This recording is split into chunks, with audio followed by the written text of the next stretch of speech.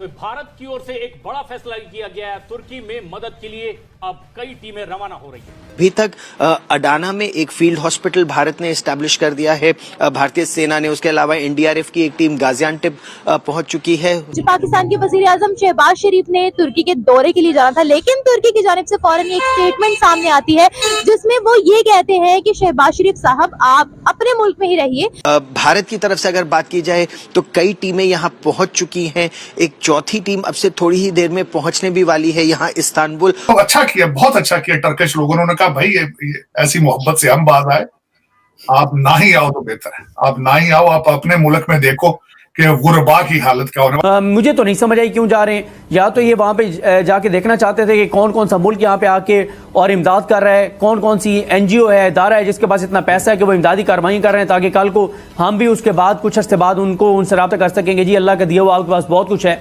आपने तुर्की में भी माशाल्लाह बड़ा सदका खैरात किया है, तो अब हमें भी थोड़ी सी मेहरबानी करें। हम भी इस आजकल बड़े मुश्किल हालात से गुजर रहे हैं क्योंकि हमारी यहाँ पे काबीना की तादाद दोबारा से पाकिस्तान पर रिस्ट्रिक्शंस लगा दिया और काफी सुनाई भी है कि आपको अब आने की जरूरत नहीं है, जब वक्त था तब मदद सही तरीके से नहीं पहुंचाएगी आपके। दोस्तों आपने देखा छोटा सा वीडियो, टर्की में हुआ क्या था। अभी बहुत भयानक भूकंप आया जिसमें 25,000 से ज़्यादा लोगों की जान जा चुकी है। भारत ने बिल्कुल बिना सोचे समझे टर्की के साथ, हमारे साथ कितने ख़राब रिलेशनशिप है, अपनी टीमें भेजी और जो संभव मदद हो सकती थी भारत की तरफ से वो संभव प्रयास हमने किए। बट पाकिस्तान के साथ सीन ऐसा था कि पाकिस्तान के पास ना मदद करने के लिए कोई पैसा था, बट इनके प्राइम मिनिस्टर एकदम से उतावले हो वहाँ जाने के लिए। तो टर्की ने खुद ऐसे हाथ जोड़े कहना महाशय आप मत आएँ, यहाँ आकर हमारी और प्रॉब्लम बढ़ जाएंगी। पहले ये पूरा वीडियो देखते हैं, वीडियो के लास्ट में करते हैं इस टॉपिक पर डिटेल में बात। प्लीज़ चैनल को सब्सक्राइब करेगा अगर आपको ये वीडियो पसंद आता है। और आईएमएफ ने ये भी कहा है ना कि ये जो 17 ग्रेड से लेके ऊपर तक के जो एम्प्लॉयज हैं उनकी गवर्नमेंट एम्प्लॉयज के एसेट्स को पब्लिक किया जाए, लेकिन उसमें सर एतराज ये किया जा रहा है पॉलिटिकल पार्टीज के कई लीडर्स की तरफ से कि उसके अंदर फौजियों का नाम नहीं डाला गया है, एस्टेब्लिशमेंट का नहीं है, जजेस का नहीं है। तो सर ये तो गलत है ना। ये इस तरह के कावानीन पहले भी मौजूद हैं। तो मेरे जो भाई जो एस्टेब्लिशमेंट वाले 17 ग्रेड वाले 92 सालों के नाम पे प्रॉपर्टियां बनाते हैं, सबको पता है, सबको पता है, ये मैं जानता हूं। मेरे रिश्तेदार, मेरे दोस्त भाई हैं सारे, कैश रखते हैं घरों में तो प्रॉपर्टियां अपने सालों बेनोइयों के नामों पे कराते हैं। ये कौन सी नई बात है। वो कहते हैं कि आप 10 फुट की दीवार बनाओगे, हम 11 फुट की सीढ़ी बना लेंगे। ये वो कौम है। ये हार्वर्ड और ऑक्सफोर्ड से फ्रॉड की डिग्रियां लेते हैं क्योंकि आपका हर प्राइम मिनिस्टर, हर कैबिनेट मिनिस्टर ऑक्सफोर्ड का और हार्वर्ड का पढ़ा हुआ है, लेकिन यहां से सिर्फ फ्रॉड सीख के गए हैं कि मनी लॉन्ड्रिंग किस तरह करनी और किस खूबसूरती के साथ करनी। तो इस कौम का दर हकीकत मैं मुसलसल कोशिश कर रहा हूं डीएनए एक्सप्लोर करने की, अपना भी और सब कॉन्टिनेंट के हैं, और मुझे उसमें जो भी नजर आ रहा है शर्मिंदगी ही नजर आ रही। मैंने आपको पहले 2 पॉइंट आपको बताए थे कि 1800 गोरा आया था और 12,000 मंगोल आए थे इस जो यूनाइटेड इंडिया को तबाह करने के लिए। मैं मजीद इस पर रिसर्च कर रहा हूँ, इंडस सिविलाइजेशन पे रिसर्च कर रहा हूँ, इंडस सिविलाइजेशन पे कि हम क्या लोग थे, हमारा क्या मुस्तकबिल है, हम कहाँ जा रहे हैं, हमारी कैपेसिटीज क्या है। मैं कर रहा हूँ, मुसलसल रिसर्च उस पर कर रहा हूँ। लेकिन ये कि दुख है आज जहां मुल्क है और जहां जा रहा है डायरेक्शनलेस। आप फ्री फॉल पे हैं, आप रोकने की, तबाही को रोकने की ख्वाहिश नहीं रखते 22 करोड़ लोग। जो मेरा अलमिया ये है, क्योंकि मैंने आपको अर्ज किया कि कोई रोड मैप नहीं है, कोई बोल नहीं रहा, कोई परेशानी का मुजाहरा नहीं कर रहा।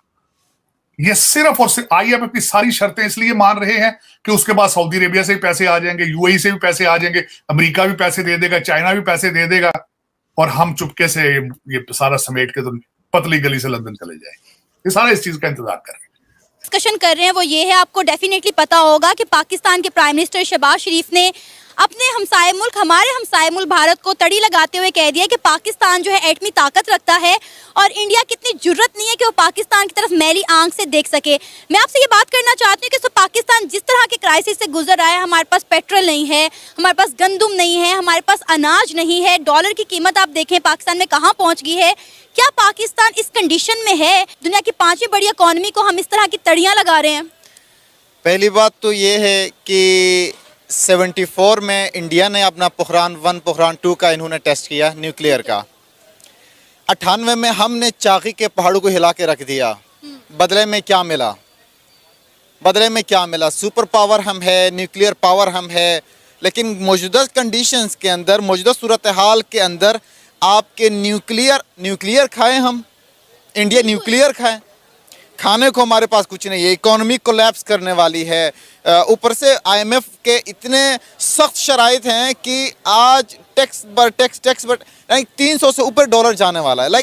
आप न्यूक्लियर धमकी देने की बजाय आप बायलैटरल रिलेशंस की आप बात करें, पाकिस्तान इंडिया ट्रेड की आप बात करें। 20 करोड़ पाकिस्तान की आबादी है तो 1 अरब 20 करोड़ इंडिया की आबादी है, तो उनको क्या फ़ायदा मिल रहा है इस चीज़ से? भूखे इंडिया में अवाम मर रही है, भूखी अवाम पाकिस्तान में मर रही है।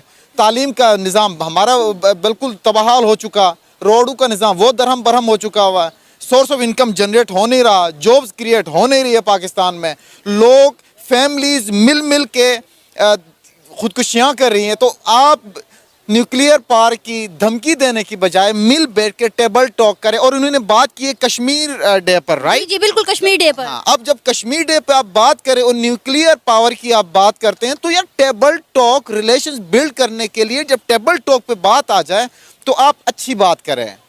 मुशर्रफ ने 99 के अंदर कारगिल वॉर में इंडिया से होके वापस आया था। उसके बाद इंडियन प्राइम मिनिस्टर से मुलाकात हुई तो सहाफ़ी ने सवाल किया, क्या आपने जिक्र किया इंडियन प्राइम मिनिस्टर से कि मैं आपके सरजमीन पे आया था? तो उनके बेहतरीन जवाब था कि जब टेबल टॉक की बात आए ना तो जो आपने सीना तान के नहीं बताना कि मैंने ये किया हुआ है, आप स्मूथली बात करते हैं, टेबल टॉक रिलेशंस की आप बात करते हैं। तो सेम पाकिस्तान के अंदर जब कश्मीर डे पे आप बात करें तो आपकी कोशिश होनी चाहिए तो आप बात करें आर्टिकल 370 की, आर्टिकल 35 की एब्रोगेशन की आप बात करें, उन्होंने इम्प्लीमेंट किया, आप कहें कि इससे ये मसले आ रहे हैं, आप एब्रोगेट करें, आप उस तरमीम लेके आएँ, आप इसकी बात करें। न्यूक्लियर का धमकी देना सरासर not the right decision being the prime minister of Pakistan. Shahbaz Sharif को ये हरकत। तो दोस्तों ये वीडियो यहाँ पर होता है ख़त्म। टर्की के साथ भारत के कैसे रिलेशनशिप है आपको छोटे शब्दों में बताऊं तो टर्की को लेकर भारत, पाकिस्तान, बांग्लादेश के मुसलमानों का एक बहुत रूहानी प्यार है। रीज़न क्या है? खिलाफत आंदोलन। खिलाफत आंदोलन के बारे में आप पढ़ें, बहुत ज़्यादा यहाँ पे टर्की के जो तैयब एर्दोगान हैं उनको लोग खलीफा ये वो फलाना ठिकाना बहुत सारी चीज़ें मानते हैं और उस बारे में ये टॉपिक है नहीं। अभी टर्की एक बहुत बड़ी समस्या से गुजर रहा है, उनके लिए हम प्रे करते हैं। वहाँ पर बहुत सारे लोगों की जानें गई, बहुत सारे जीव जंतु, प्रॉपर्टीज़, बहुत सारी चीज़ों का बहुत बड़ा नुकसान हुआ है और ये भूकंप इतना तेज़ है कि सारी दुनिया टर्की की मदद कर रही है। तो इस टाइम पे हमें ना उनके साथ जो गिला शिकवे हैं वो सब भूलने चाहिए और सीधे तौर पर उनकी मदद करनी चाहिए जो हमसे संभव होती है। और प्राइम मिनिस्टर मोदी ने बेंगलोर में जब भूकंप आया था शायद उसी दिन या दूसरे दिन एक अनाउंसमेंट किया था और दुआ भी की थी कि टर्की में जो कुछ हुआ वहाँ पर जो लोग अभी परेशान हैं वो जल्द से जल्द उस चीज़ से बाहर निकलें और भारत जो भी मदद कर सकता है, NDRF की टीमें भेजी गई यहाँ से, हॉस्पिटल्स की जो नर्सें हैं और बहुत सारी जो मेडिकल फैसिलिटीज़ हैं, जो चीज़ें भेजी गई आपने देखा होगा टीवी में, आप फॉलो कर रहे हैं, हमने वो सारी संभव मदद की है टर्की की। टर्की पाकिस्तान का हमेशा साथ देता है जम्मू कश्मीर को लेकर। जम्मू कश्मीर में जो भारत पाकिस्तान का विवाद है, टर्की हमेशा पाकिस्तान का पक्ष लेता है और पाकिस्तान अभी जो भूकंप आया उसमें क्या कर सकता है? केवल दुआएं बस कर सकते हैं, उसके अलावा उनके पास कोई ऑप्शन ही नहीं है। बट पाकिस्तान के प्राइम मिनिस्टर को पता नहीं क्या खुजली हुई, शहबाज शरीफ साहब क्या सोचे कि जाएंगे हम एरोप्लेन से जो भूकंप हुए हैं वो आया है उनको देखेंगे और वापस आ जाएंगे। तो टर्की की तरफ से ऑफिशियल तौर पर बोला कि आप यहाँ पर ना आएँ, अगर आप मदद कर रहे हैं तो ऑब्वियसली आएँ, मदद भेजें, बट ये घूमाघामी और ये दिखावा करना है कि मैं वहाँ जाकर विजिट करके आया हूँ, वहाँ के लोगों के लिए दुआएँ करके आया हूँ, तो ये उन्होंने